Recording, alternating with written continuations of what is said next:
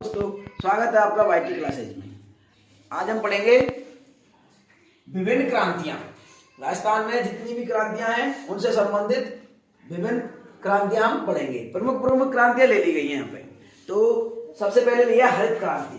हरित क्रांति किससे संबंधित है? खाद्यान्न उत्पादन से संबंधित। खाद्यान्न उत्पादन से संबंधित है और खाद्यान्न विशेषकर खाए थे गेहूं के उत्पादन से संबंधित है। फिर उसके बाद आता है सफेद क्रांति। तो सफेद क्रांति ले लेंगे अपन। सफेद क्रांति यानी कि सफेद सोना तो कहते हैं हम रुई यानी कपास को। सफेद सोना किसको कहते हैं? रुई। और यहां पे पूछ रहा है आप सफेद क्रांति, खाली सफेद क्रांति होती है यानी श्वेत श्वेत भी बोल सकते हैं इसको। श्वेत क्रांति, श्वेत क्रांति मतलब सफेद क्रांति। तो श्वेत या सफेद क्रांति ये होगी अपनी सफेद या श्वेत। क्या होता है सफेद? दुग्ध उत्पादन में। क्रांति ज्यादा कठिन है नहीं, उनके नाम से ही ज्यादातर पता चल जाएगी कि कौन सी क्रांति किससे संबंधित है। से संबंधित सभी में आएगा। संबंधित। इसके बाद में रजत मतलब होता है चांदी। और कभी आपने अंडे को देखा है? अंडे का छिलका बिल्कुल ऐसा लगता है चांदी जैसा। तो अंडे से संबंधित है। अंडा उत्पादन से संबंधित तो आएगी। भूरी क्रांति, तो भूरी क्रांति है खाद्य प्रसंस्करण।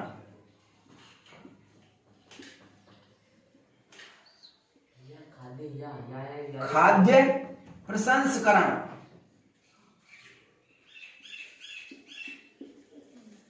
प्रसंस्करण गलत नहीं है ना, प्रसंस्करण। खाद्य प्रसंस्करण से संबंधित है अपनी भूरी क्रांति। सिलेटी रंग किसका होता है? सीमेंट का। सिलेटी रंग सीमेंट का। तो इसलिए हो जाएगी अपनी सिलेटी क्रांति सीमेंट उत्पादन।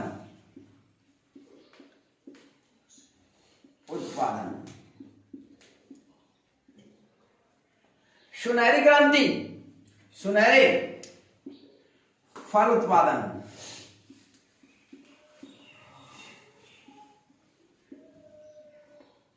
लाल क्रांति, लाल रंग टमाटर का होता है और मांस का होता है। तो टमाटर और मांस उत्पादन। टमाटर या मांस उत्पादन। जो भी कोई ऑप्शन में आएगा वो सही कर देंगे। टमाटर आया तो टमाटर और मांस आया तो मांस। गुलाबी क्रांति झींगा उत्पादन।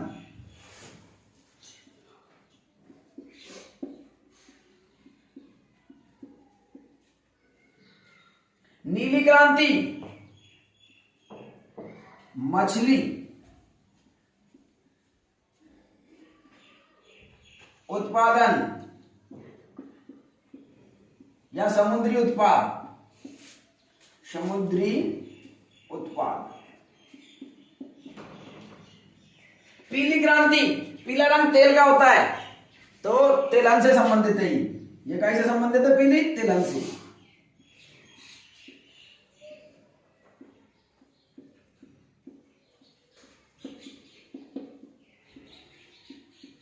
तेल का रंग पीला होता है तो पीली क्रांति तिलहन से संबंधित है, इसको याद रखेंगे। गोल क्रांति, आलू कैसा होता है? गोल। तो आलू उत्पादन।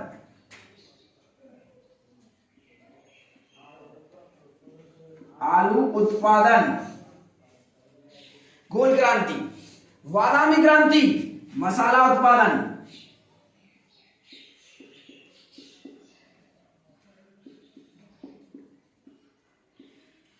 बादामी क्रांति मसाला उत्पादन। स्वर्ण रेशा क्रांति, स्वर्ण रेशा सोने के से रेशा लगते हैं जो उसको मतलब ऐसे लगते हैं वो सोने के रेशे हो, तो ऐसी स्वर्ण रेशा क्रांति होती है।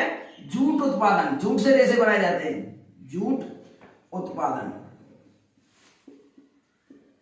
स्वर्ण रेशा क्रांति बोलते हैं उसको।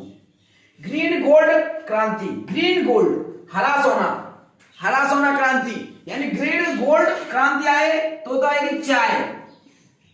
अगर आए आदिवासियों का ग्रीन गोल्ड तो आएगी बांस। परामनी क्रांति, परामनी मतलब भिंडी की, भिंडी उत्पादन, सभी में उत्पादन आएगा। सफेद सोना, सफेद सोना मतलब एकदम सफेद रहे और मतलब भाव में भी ऊंचा जाए, मतलब ऊंचा भाव रहे उसका, उच्च भाव, तो उसको बोलेंगे सफेद सोना। सफेद सोना बोलते हैं रुई, रुई यानी कपास उत्पादन। कपास को अपन सफेद सोना बोलते हैं, कपास को सफेद सोना बोलते हैं। इसके बाद में सैफ्रॉन क्रांति, सैफ्रॉन मतलब केसर उत्पादन।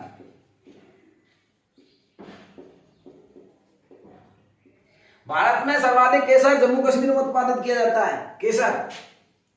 काला सोना क्रांति, काला सोना कहते हैं पेट्रोलियम।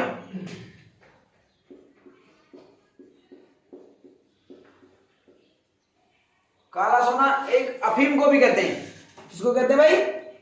अफीम को।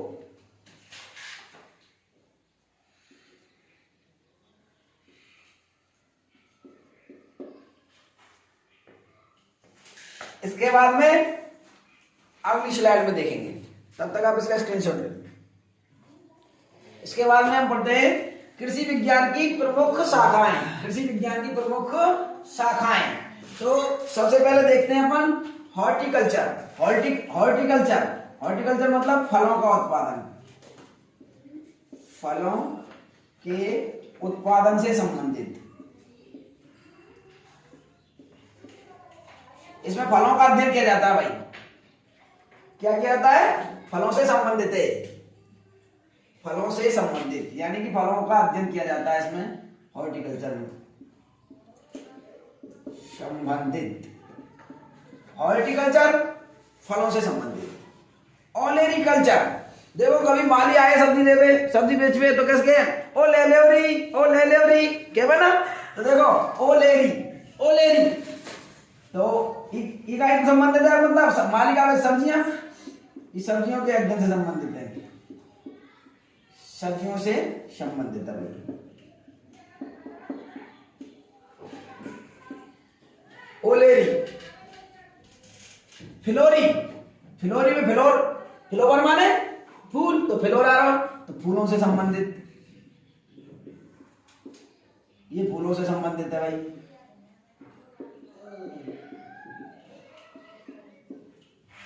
फिलोवर माने फूल, तो फूलों से संबंधित। विटीकल्चर, विटीकल्चर मतलब अंगूर की खेती, अंगूर की खेती या कृषि, खेती या कृषि, अंगूर की कृषि। सेरीकल्चर, तो सेरीकल्चर से आ जाएगा अपना रेशम कीट संबंधित अध्ययन, रेशम कीट पालन से संबंधित है ये भाई। रेशम के कीड़े कहां पाले, किसके पेड़ पर पाले जाते हैं?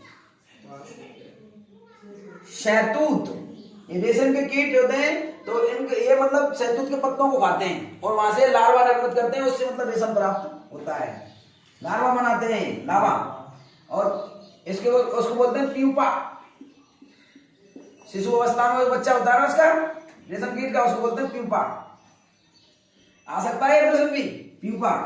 वर्मिकल्चर, वर्मी मतलब केचुआ, तो ये केचुआ से संबंधित है भाई, केचुआ पालन।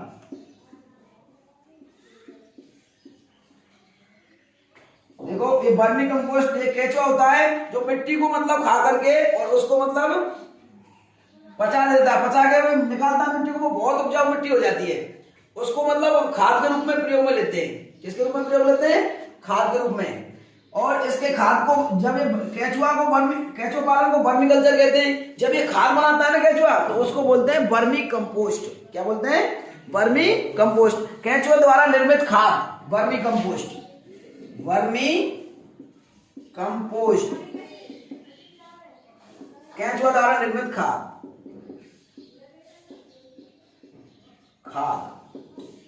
सबसे अच्छी खाद है वर्मी कंपोस्ट। हॉर्टिकल्चर, अब देखो सबसे पहले हॉर्स आ रहा है, तो हॉर्टिकल्चर, हॉर्स माने घोड़ा, तो घोड़ा पालन, ये घोड़ा पालन से संबंधित है। इसके बाद में पिसीकल्चर, पिसी तो पा को अगर हम फाना लग दे तो फिशी, फिश मान क्या होता है, तो मछली उत्पादन, पा को हटा के एक बार फा लग सकते हैं इसमें, तो मछली पालन, मछली पालन को क्या बोलते हैं, पिसीकल्चर, पिसी मछली पालन, मछली पालन को पिसी यानी फिश, पिसी यानी फिशी, फिश, फिश मान मछली, मछली पालन। एपीकल्चर, मधुमक्खी पालन, मधुमक्खी पालन, महार क्या मैंने कहा, तो महार गामन में, एपीकल्चर मधुमक्खी क्या महार, तो यानी कि एपीकल्चर मधुमक्खी पालन। और इसको याद कैसे करेंगे, पी, इसको पीते हैं रस को, किसके को, शहद, पी, पी से किसको पीते हैं हम, शहद को, शहद, शहद कौन बनाती है, मधुमक्खी, एपी, एपी, एपी, इसको पियो भाई यार, मतलब। आर्बोरिकल्चर, आर्बोरिकल्चर, तो ये अपना आर्बोरिकल्चर है, ये किससे संबंधित है भाई, आर्बोरिकल्चर वृक्षों एवं झाड़ियों से संबंधित।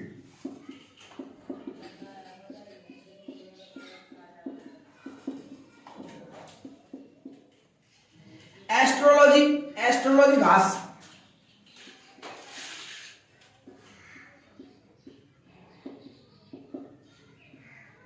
एस्ट्रोलॉजी घास से संबंधित। हाइड्रोलॉजी, जल में जो कृषि की जाती है उसको हाइड्रोलॉजी कहते हैं। जल में जैसे कि कोई सिंगाड़ा बोल दियो का, सिंगाड़ा, जल कुंभी, सिंगाड़ा, मतलब ये ऐसी जो कृषि कहलाती है वो हाइड्रो, जल में कृषि, जल में कृषि। इसके बाद में मेरीकल्चर, समुद्री जीवों से संबंधित कृषि है, समुद्री जीवों से संबंधित।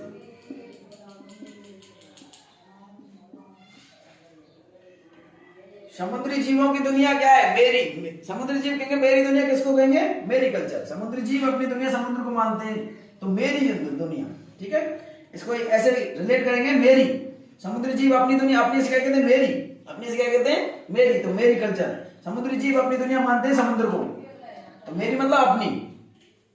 फाइटोजेनी, अब फाइटोजेनी में क्या आएगा भाई, तो फाइटोजेनी में आएगा पौधों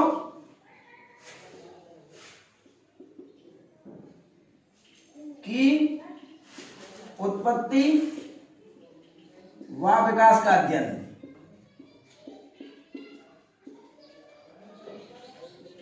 अध्ययन,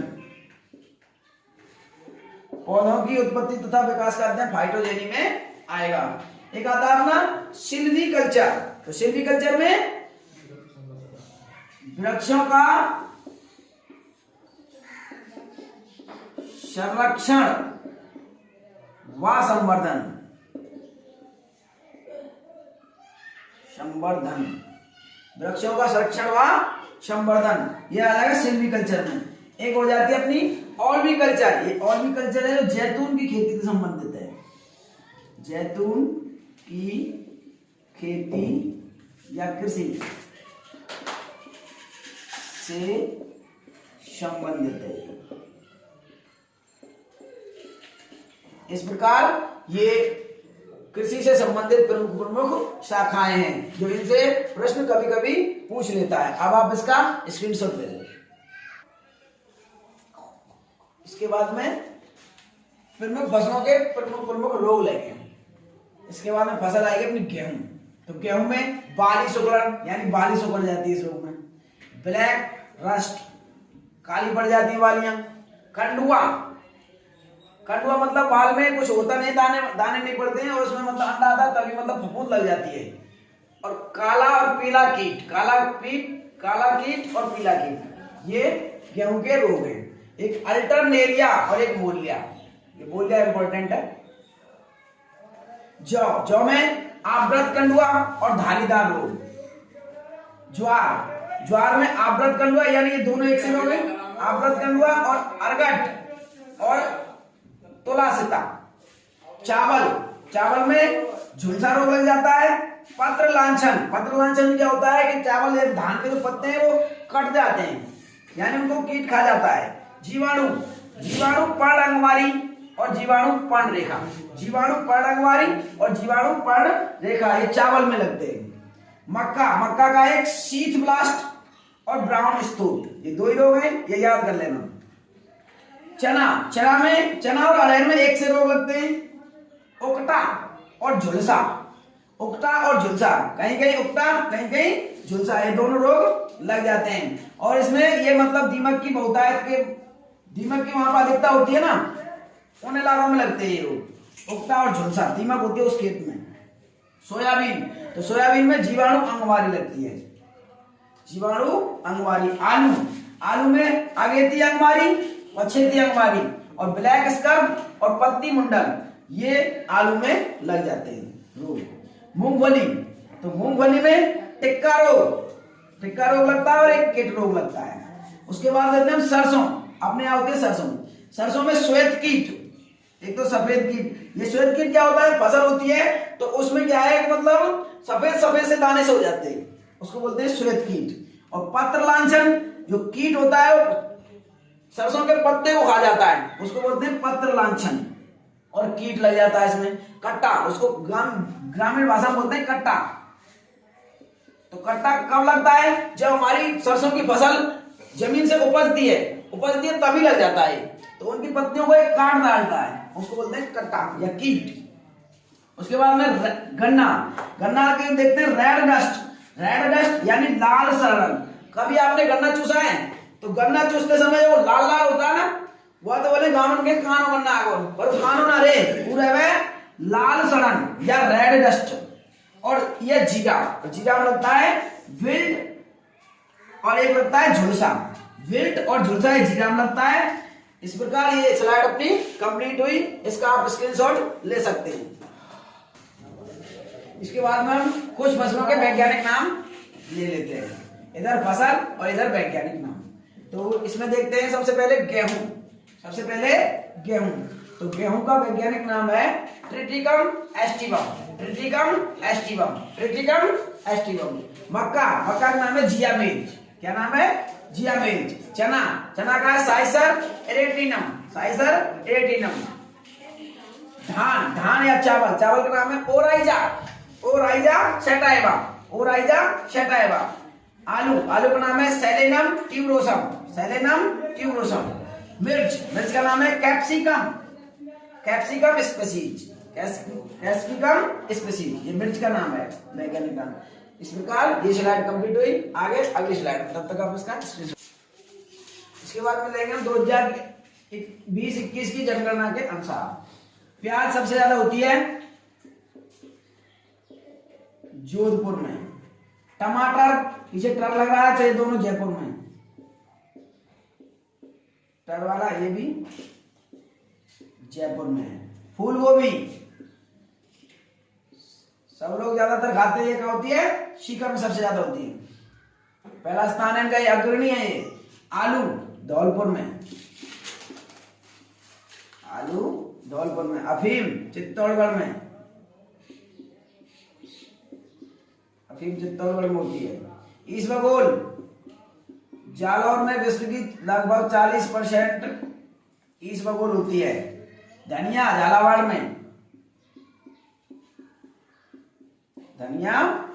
में, जीरा जहाँ से जोधपुर। लहसुन वारा में। अमरूद सवाई माधोपुर में।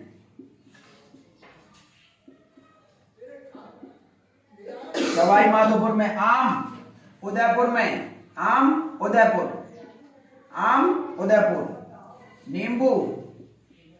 नींबू पाली में। संतरा झालावाड़ में।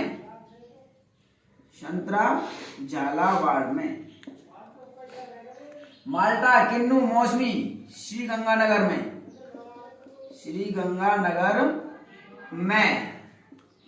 माल्टा, किन्नू, मौसमी ये तीनों श्रीगंगानगर में। और खजूर, खजूर अपना जैसलमेर में, खजूर हो जाएगा अपना जैसलमेर में। एक बात खास देखेंगे, प्याज, प्याज और लहसुन इन दोनों में फास्फोरस होता है। फास्फोरस किसमें होता है? प्याज और लहसुन में। और फास्फोरस होता है, उसकी पहचान है कि मतलब ये मुंह को जलाते हैं, फास्फोरस जलाने में सहायक होता है। तो ये भी अगर अपन को खाते हैं तो मुंह में जलन सी उत्पन्न करते हैं, जलन सी उत्पन्न करते हैं। ये क्यों उत्पन्न करते हैं? फास्फोरस के कारण। इस स्लाइड में बस इतना ही, इसका एक बार आप स्क्रीनशॉट ले लीजिए। इसके बाद में ले लेते हैं कृषि, कृषि गणना, कृषि गणना प्रत्येक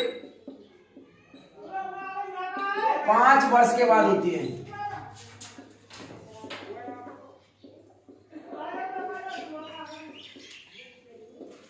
होती है कृषि जनगणना प्रत्येक 5 वर्ष के बाद होती है। कृषि जो जनगणना है वो प्रत्येक 5 वर्ष के बाद होती है, और व्यक्तियों की जनगणना प्रत्येक 10 वर्ष बाद होती है। इसके बाद में एक है अपनी मशरूम खुम्बी, मशरूम या खुम्बी, खुम्बी भी बोलते हैं इसको। तो ये क्या है? ये जो मतलब एक प्रकार से कवक है, यानी कि ये जो मतलब बरसात में देखो उग जाती है, जो बरसात में उगती है, जो मतलब हमारे गांव में बोलते हैं सांप की छतरी वगैरह। तो ये क्या है? मतलब डायबिटीज के जो रोगी होते हैं ना, डायबिटीज एंड मधुमेह, मधुमेह के रोगियों के लिए इलाज में काम में आती है, मधुमेह के रोगियों के इलाज में काम में आती है। इसमें क्या, इसमें वो कार्बोहाइड्रेट नहीं होता है, कार्बोहाइड्रेट और मतलब ग्लूकोज बिल्कुल नहीं होता इसमें, इसलिए इसको मधुमेह के रोगियों के इलाज में बताया जाता है, उनको खाने के लिए बताया जाता है। इसके बाद में एक आता है अपना rhizobium bacteria, rhizobium bacteria, bacteria ये क्या करता है भाई?